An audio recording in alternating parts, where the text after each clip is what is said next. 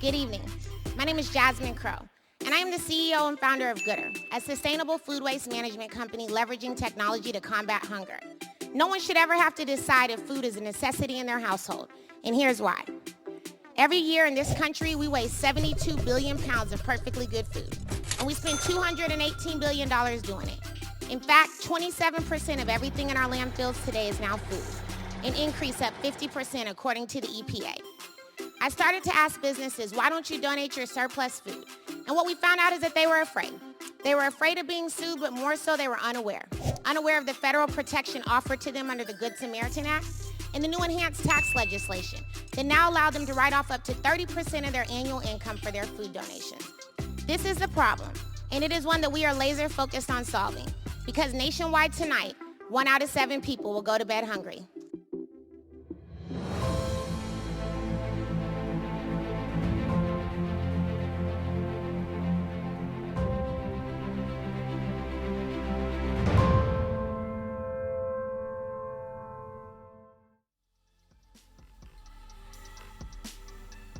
A huge misconception in this field of work is that donating food, businesses don't do it because someone got sued.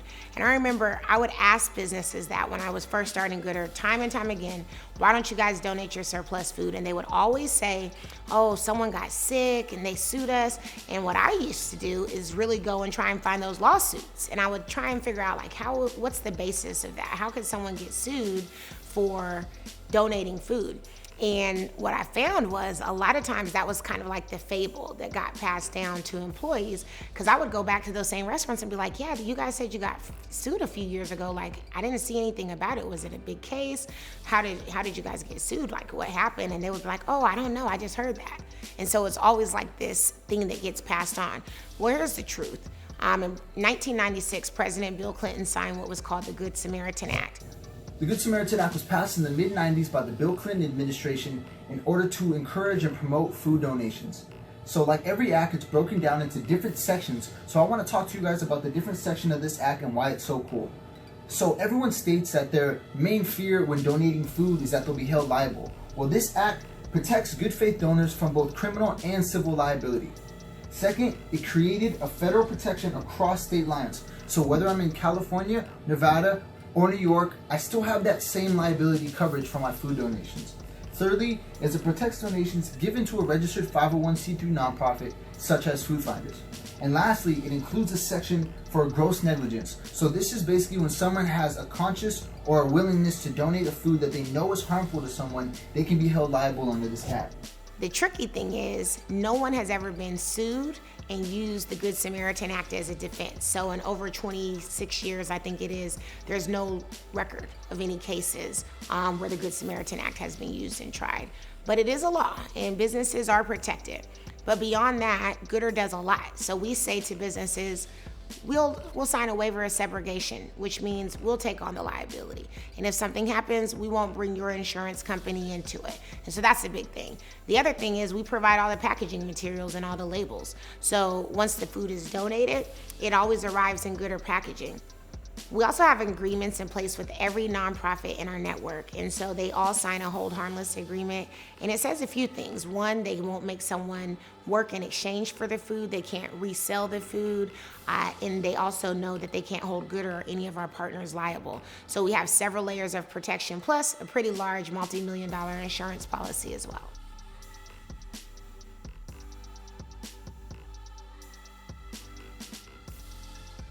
Every year in this country, we're wasting billions of pounds of perfectly good food, and it's a tragedy because we have millions of people that are going hungry.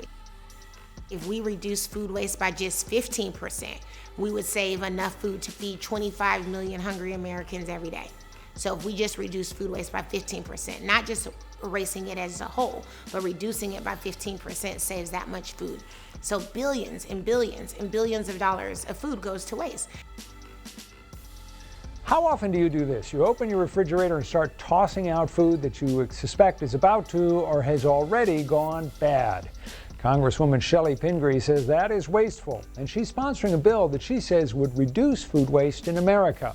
Pingree says her plan would help farmers, food pantries, grocery stores, and ultimately consumers by keeping food waste out of landfills. We need to continue to find solutions to hunger on all fronts, and redirecting food waste is one of the most effective solutions to date. In the U.S., about 40% of all the food never gets eaten, and that's everything from food lost on the farm all the way through to the potatoes left on your breakfast platter. Food is either going to a landfill or getting burned in an incinerator. Food is the #1 product in American landfills today. So all this delicious product is being plowed back under or tossed in a compost heap just because it's aesthetically or geometrically challenged in such a way that it has little or no commercial value, because it doesn't fit in the right box, fits in the right truck, in the right bin at the grocery store. I got in front of about 100 local farmers. I said, we will buy from you every piece of fruit that you can't sell because it doesn't look right. And the room burst into laughter. It turns out that the amount of that food is so mind-blowingly large that it would be practically impossible. We still can't touch the vastness of what's out there. 40 to 60% of what's grown on independent farms never makes it off the farm because it's the wrong size. There is definitely enough food produced in this country to go around so that everyone can be fed. The fact that it is not distributed in an equitable manner is the crime. And it's about poverty. It's about distribution of wealth, really, more than it is lack of sufficient food supply. It makes me very angry to see the amount of really good food that's brought in here, either because it has a little bit of a blemish, so people when we see it in the grocery store, we wouldn't purchase it, or it's because the date on the package is such that people think that it is no longer safe to consume. But there's not a lot of education done to let people know that that is just a best by date, a date that indicates quality, not safety. So the fact that we can keep food on the shelf and then throw it away and it's not getting to people says something about our society and the way we don't really value the work that's done by the people that produce the food and the value of the life of people who aren't getting access to it. If we can get the food that would otherwise be wasted to people who need it, we're not only fighting hunger, but we are actually slowing global warming. It really is a win-win. This isn't going to be an overnight thing. It's got to be policy change. It's going to be other entrepreneurs. It's going to be really big companies and institutions also taking a stand and saying that, you know what, we don't tolerate perfectly great food being wasted.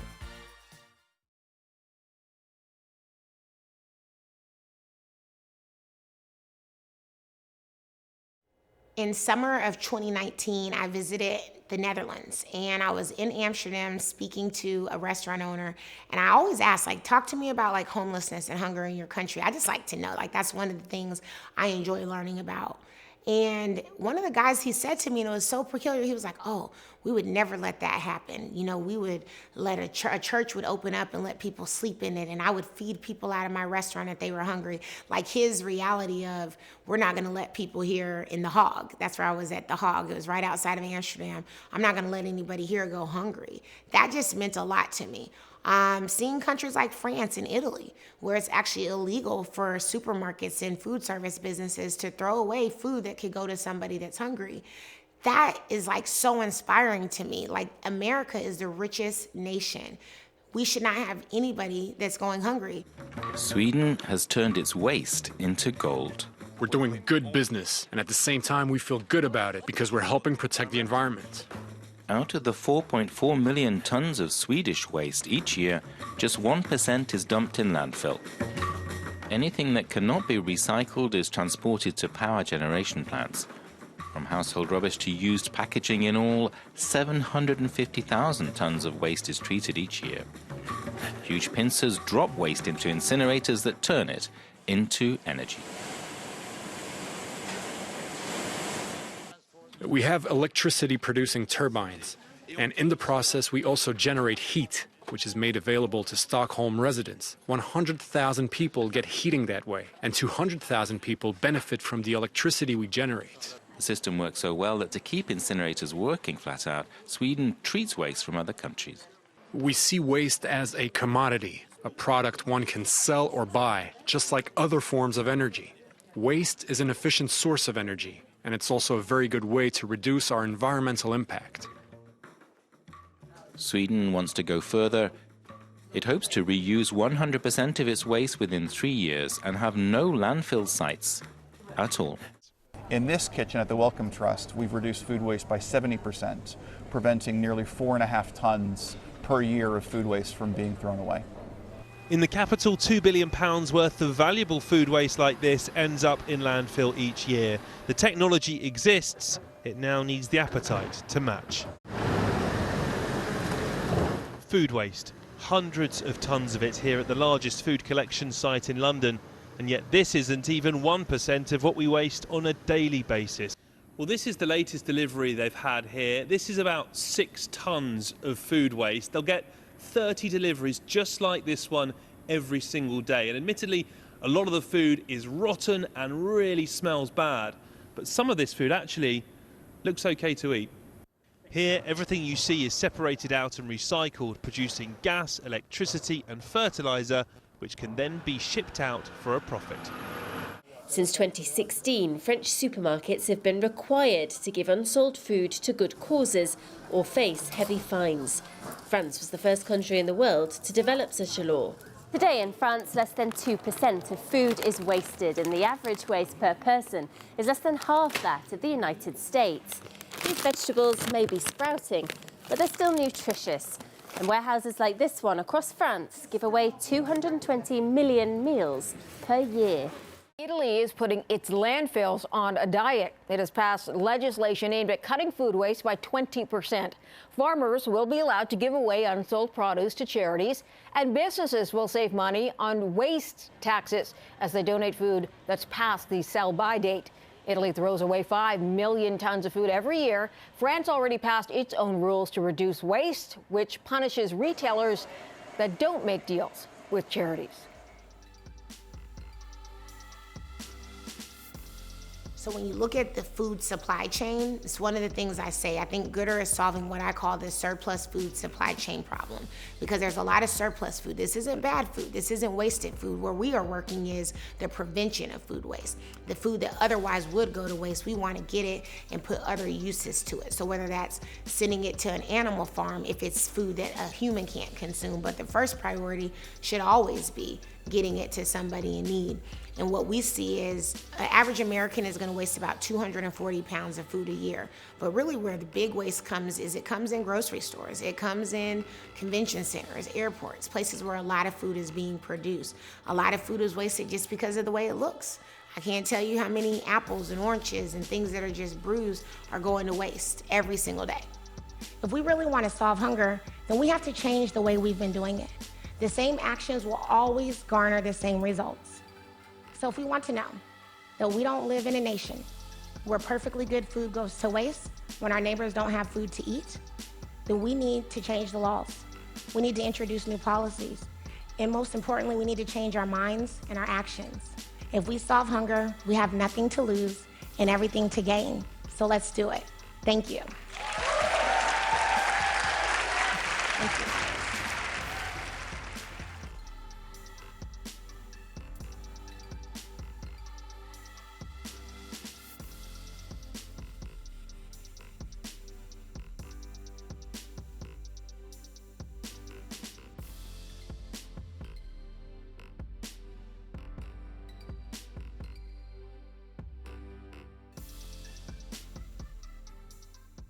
Still to come on Growing Goodr.